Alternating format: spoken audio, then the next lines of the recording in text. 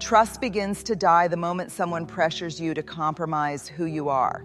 If a person asks you to lie, cheat, or cover for them, what they are really asking is for you to sacrifice your integrity for their convenience. It's never about one small favor, it's a test.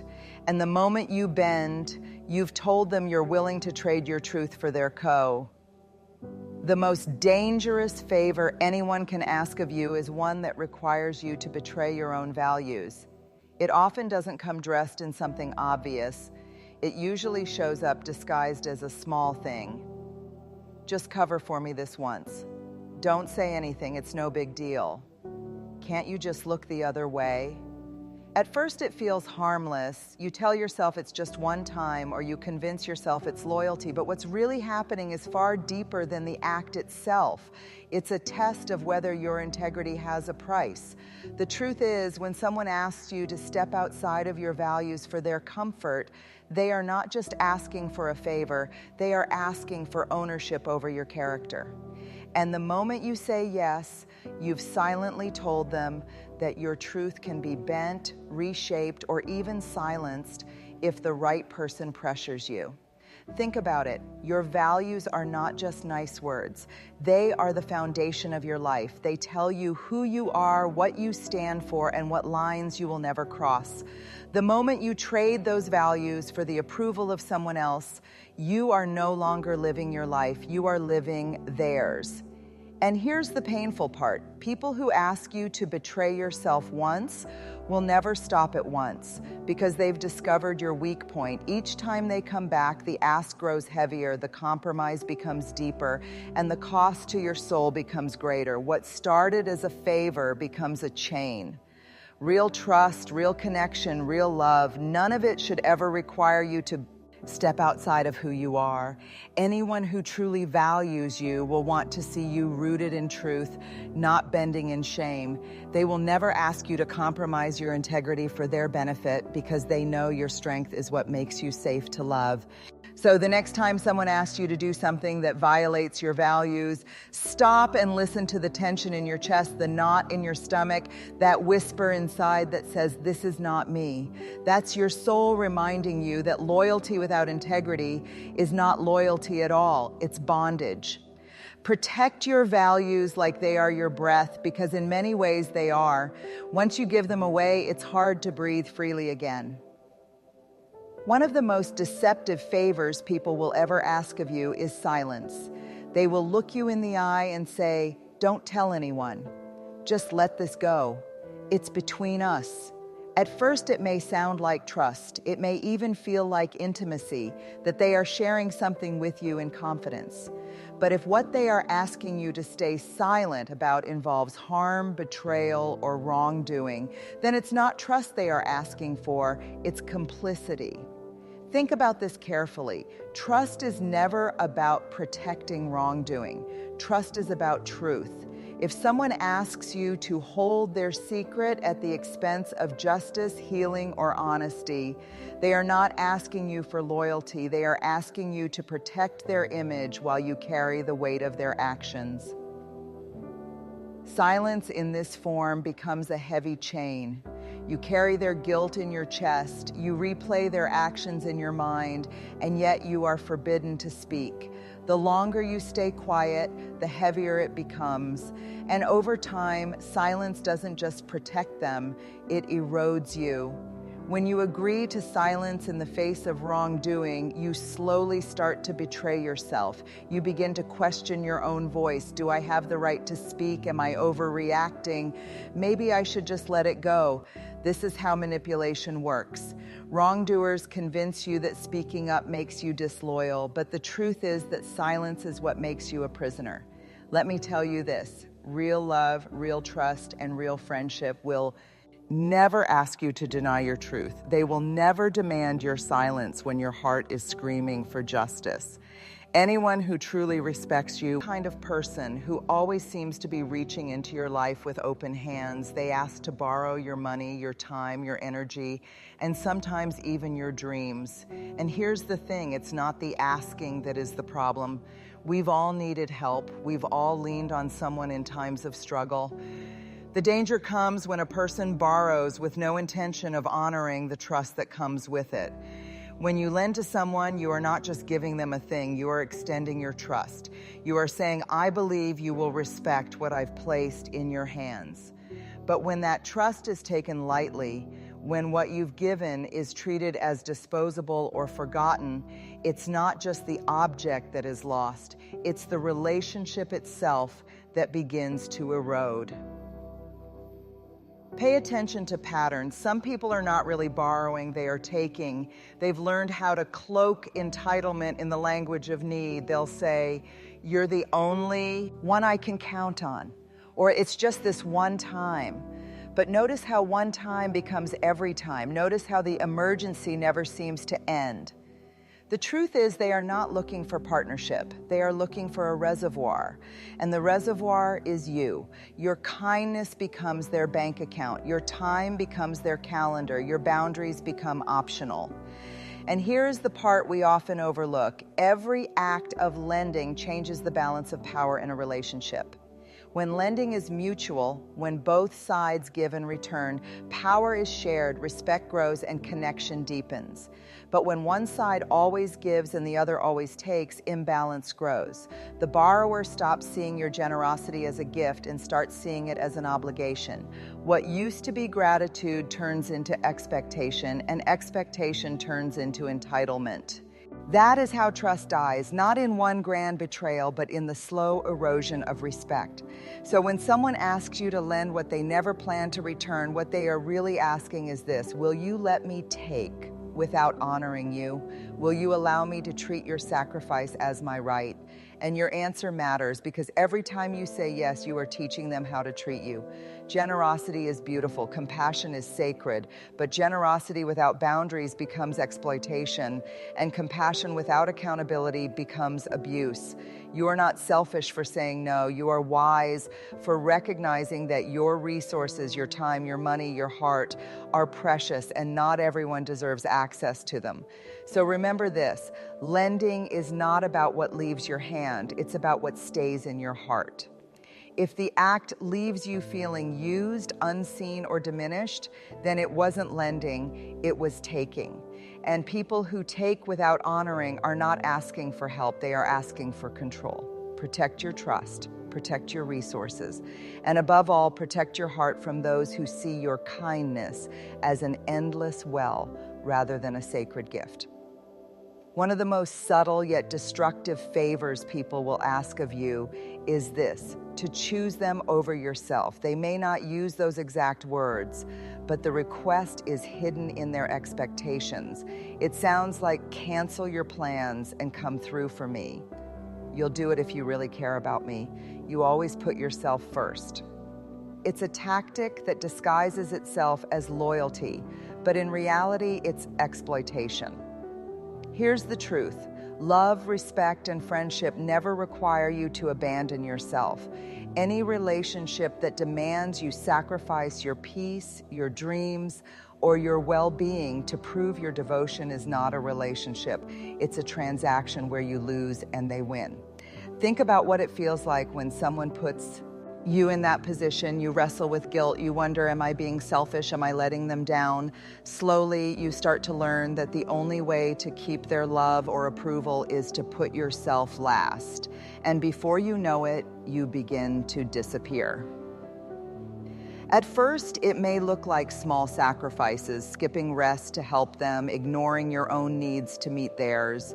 But over time, these small choices create a life where you no longer recognize yourself. Your identity becomes tied to how much you can give, how much you can lose, how much of yourself you're willing to erase for them. And let me tell you something: anyone who truly values you would never want that for you, because real love celebrates your wholeness, not your emptiness. Real love wants to see you full, not drained. Real love cheers lives when you choose yourself, because your strength, your health, your joy make you capable of deeper, truer connection. But people who ask you to choose them over yourself are not after love. They are after control. They measure your loyalty by your willingness to abandon your own needs. They frame sacrifice as proof of devotion, but the devotion is always one-sided. They do not lose when you give, they gain. And every time you choose them instead of you, the scales tip further until the balance of the relationship is gone. Here's the danger. Once you make a pattern of putting them first, they come to expect it. What was once a request becomes a demand. What was once occasional becomes constant. And suddenly you realize you are living a life where your needs are invisible, your dreams are postponed, and your soul is quietly suffocating. So listen to me. Choosing yourself is not selfishness. It is stewardship. It is saying, I matter too. My peace matters. My body matters. My mind matters. My future matters. Anyone who cannot celebrate that truth does not deserve access to your deep, sent love. When someone asks you to choose them over yourself, you have to pause and ask, why do they need me small in order to feel big? Why do they need me empty in order to feel full? Because love doesn't require you to shrink. Love doesn't demand you to break. Love invites you to stand tall together. So the next time someone asks you to abandon yourself to prove you care for them, remember this: true care never costs you your soul. And if the price of their favor is your wholeness, then that's not a favor, it's theft. Protect yourself, value yourself, and never trust those who confuse your sacrifice with love. One of the most dangerous requests you will ever hear is this: don't tell anyone. It sounds simple, it sounds harmless. But listen carefully. Sometimes that request is not about trust, it's about manipulation.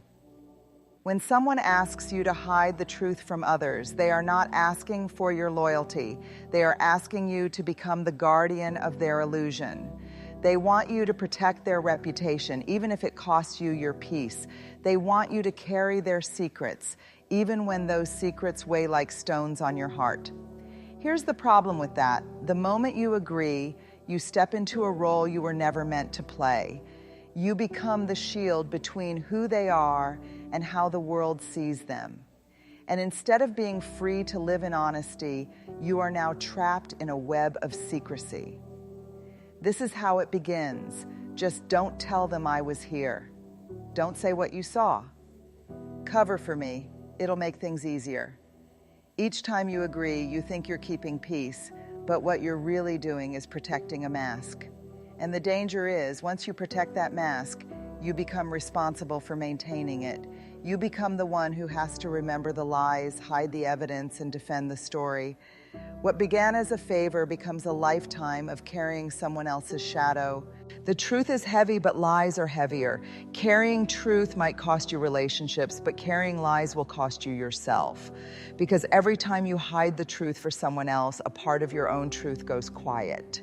Your voice weakens, your confidence shrinks. You start living with a knot in your chest because deep down, you know you're betraying what is real. And here's the hardest part. When you agree to hide someone else's truth, you also agree to take on their consequences. If the truth comes out, and it always does, you will be dragged into their storm. And the very person who asked you to keep silent will be the first to abandon you. Because the mask was never about the relationship. It was about their protection. Remember this. Trust is never built on lies. A relationship that requires deception to survive is not a relationship, it's an illusion. If someone cannot stand in the truth of who they are, then they are not ready for genuine connection. And if they ask you to guard their mask, what they are really saying is, I value my image more than I value your peace. You deserve better than that. You deserve people who can stand in truth without dragging you into secrecy. You deserve relationships where honesty is safe, where integrity is celebrated, and where trust is built on what is real, not what is hidden. So the next time someone asks you to hide the truth, pause. Ask yourself, am I protecting this person or am I protecting their mask? Am I guarding a life or am I guarding a lie? If the answer is the latter, then know this: it's not a favor, it's a trap. And you cannot live free while carrying someone else's disguise. There is a kind of favor that seems innocent at first, but is actually one of the most destructive. When someone asks you to dim your light so that they can feel brighter, they won't always say it directly. It often comes out in saucy little comments. Don't show off. Tone it down. You're making everyone uncomfortable. You think you're better than us now, don't you? At first, you might laugh it off. You tell yourself, maybe they're right, maybe I should hold back. But here's the truth. Anyone who feels threatened by your growth will always try to shrink you because your light exposes the shadows they haven't dealt with in themselves. This is not about humility. This is about insecurity. Humility is knowing your light and still choosing to walk with kindness. Insecurity is asking someone else to hide their light because you refuse to find your own. Think about how it feels when you're told to dim yourself. You sit in a room with people you love, and instead of celebrating your accomplishments, they roll their eyes. Instead of clapping for your progress, they stay silent. Instead of saying, I'm proud of you, they say, don't forget where you came from.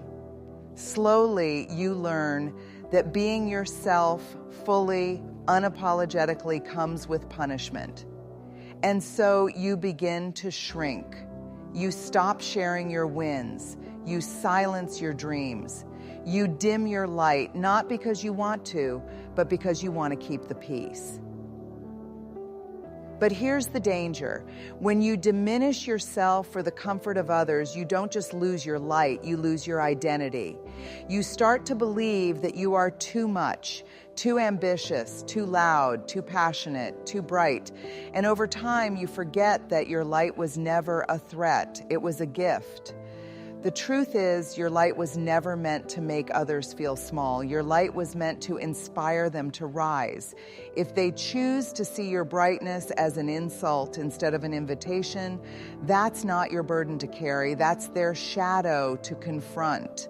People who love you will never ask you to dim.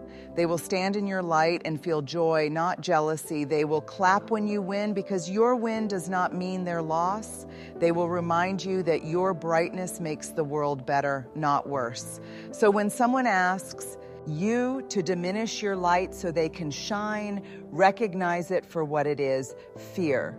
Fear of being unseen, fear of being left behind, fear of facing the truth about themselves. But do not make the mistake of carrying their fear as your responsibility. You were not born to live small. You were not given gifts, talents, and dreams just to bury them under the weight of someone else's insecurity. Your light is your purpose.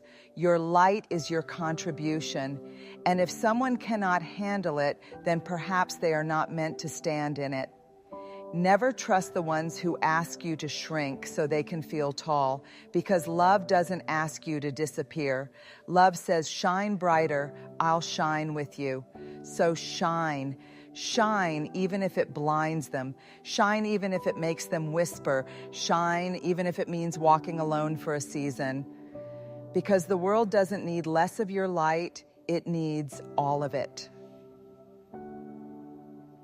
When you step back and look at all of these so-called favors, you begin to see a pattern. They are never really about kindness. They are never about mutual love or respect. They are about control. Each request, whether it's to betray your values, to stay silent, to lend without return, to choose them over yourself, to hide the truth, or to dim your light, is designed to strip away a piece of you so they can feel secure, powerful, or protected. And here's the sobering truth. The danger is not just in what they ask of you, but in what you begin to believe about yourself. If you say yes often enough, you start to think you're obligated to betray yourself in order to belong. You begin to confuse loyalty with bondage, generosity with exploitation, silence with strength, and shrinking with humility. But deep inside, something breaks every time you betray who you are just to keep someone else comfortable. You were never created to live in the shadows of someone else's demands. You were born with values that are worth protecting, a voice that is worth hearing, resources that are worth respecting, a self that is worth choosing, a truth that is worth speaking, and a light that is worth shining. So never trust those who twist the word favor into a tool of manipulation. Real love will never require you to betray yourself. Real trust will never ask you to hide what is true. And real connection will never need you to dim your brilliance. The greatest act of courage you can show in life is to say no when that no is the only way to protect your soul. Because at the end of the day, it is far better to disappoint someone else than to abandon yourself. Choose your truth, guard your values, shine your light, and trust only those who celebrate the fullness of who you are, never those who ask you to trade pieces of yourself in exchange for their comfort. That is not favor, that is theft, and you deserve better. M. Fort. Guard your values. They are the compass that keeps you from getting lost in someone else's chaos.